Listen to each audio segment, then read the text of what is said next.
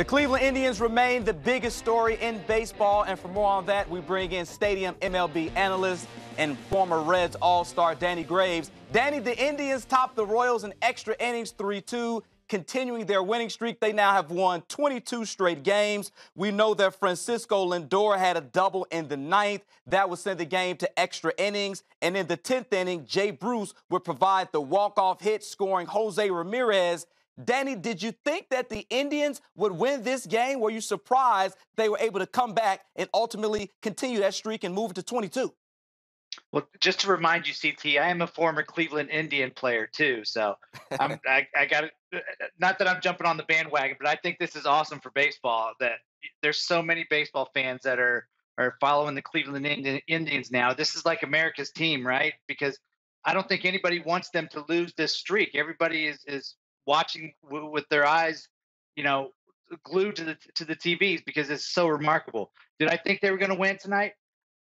When it got down to the ninth inning, it's almost like they put in Mejia to hit in the ninth inning and he grounds out. And then when Francisco Lindor came up, you almost had that feeling like this is the right guy at the right time that you want in this spot. Best hitter by far during the streak for the Indians. And then, of course, he ties it up. But then Jay Bruce, in the following inning, after he had a chance in the ninth inning to tie the game, he comes up with a big hit.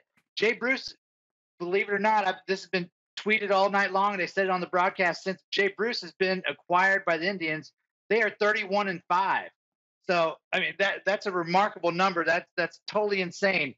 22 in a row is insane in itself, but 31-5 since he's been there. So whatever he has brought to this clubhouse, I mean, these guys are phenomenal. They're fun to watch. 19 RBIs for Jay Bruce since he came over from the Mets to the Indians. But one guy who played a key role in this win was Jose Ramirez. He had a specific play that we want you to discuss that took place in the 10th inning. He led off with a hit, and it appeared to be just a single, sent it to Lorenzo Cain. It didn't appear that Cain was dragging his feet, got the ball back in, and Ramirez, just hustled out the box and ended up with a double, and he would score a game-winning run. Tell us, how do you think this play took place? Why was Ramirez able to leg this into a double?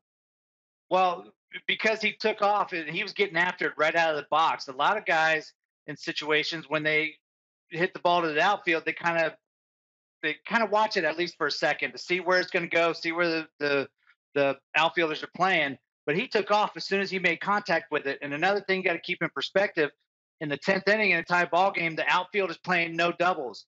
And Jose Ramirez knows that. He knows that Lorenzo Cain is playing a little bit deeper. So if he gets off out of that box quick, he's got a good chance to make it. And it was a bang-bang play. Lorenzo Cain, like you said, he didn't lollygag it. He went after it, and he got it and made a great throw.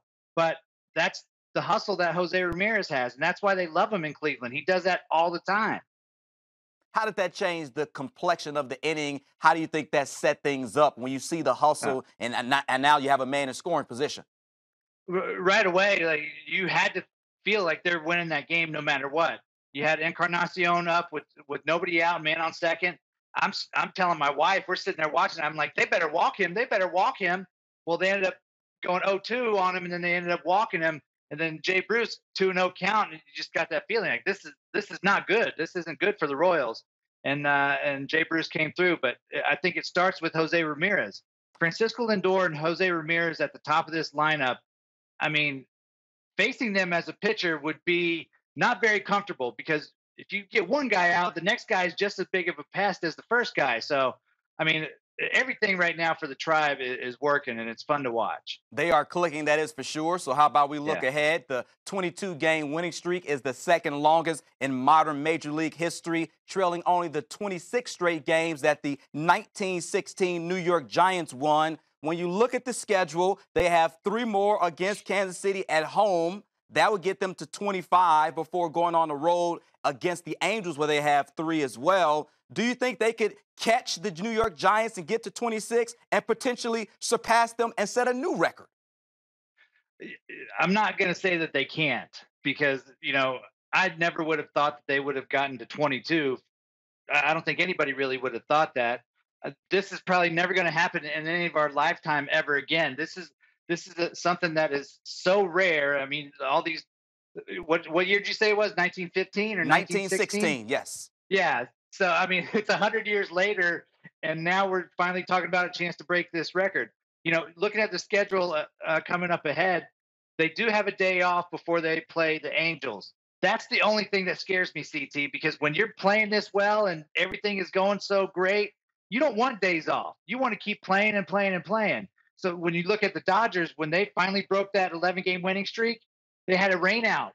So after that rain out, that's when they started playing better, and they've won 2 in a row. So to me, that would be the only thing that scares me in this whole streak that's going on right now. I'll tell you what, though, scheduled to pitch over the next 3 games, Bauer, Carrasco, Kluber, their top 3 guys. I mean, it certainly looks like they're in a great position, Danny. I'd say mark them down for 3 more for sure, but it's the 4th one with Josh Tomlin after a day off, and then you got to face Mike Trout, Pujols, and Justin